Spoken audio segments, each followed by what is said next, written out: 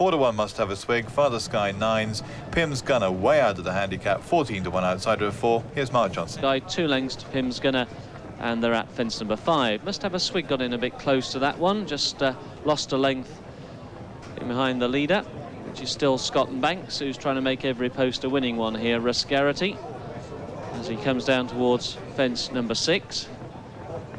Scott and Banks Musthaveaswig, Pim's Gunner and Father Sky the order. And they now make their way towards the fence, which will be the second from home in a circuit's time.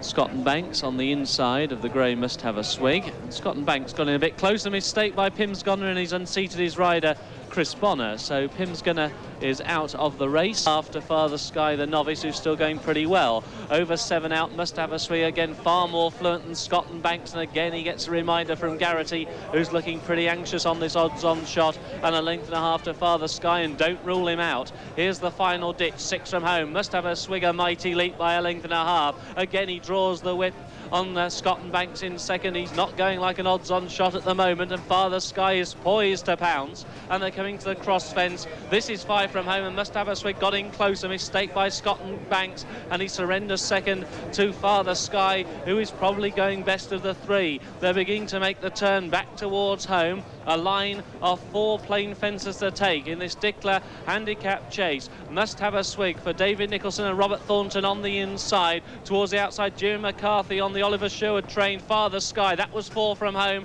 Musthaveaswig led there by only half a length to Father Sky, and Scott and Banks is getting himself tailed off, and he's now about 20 lengths behind, and a desperately tired horse back in 4th place. Here's the 3rd from home. Musthaveaswig got in tight, led by a length and a half to Father Sky. What can he find? Scott and Banks has just got over it now, but a desperately tired 3rd. Down towards the 2nd from home, and Musthaveaswig is shaken up by Robert Thornton. He's driven into it on the inside. Musthaveaswig by 3 parts of a length to Father Sky, who's trying to rally once again on the near side. Scott and Banks is virtually walking as he gets over the 2nd from home and got out a step ladder. Down towards the final fence on the inside. Musthaveaswig comes to it with a lead of just over a length. At the last, Musthaveaswig to Father Sky, who's trying to rally, but the lead is 2 to 2.5 lengths inside the final half furlong. Musthaveaswig is driven out. Father Sky is trying to rally once again close home, but he won't get there, and Musthaveaswig takes the Dikler and up towards the line. Musthaveaswig wins.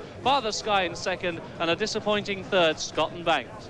Yes, disappointing for the 3rd time in a row this season, Scott and Banks. Something's certainly not right with him, but the winner, nothing wrong with number 2, Musthaveaswig.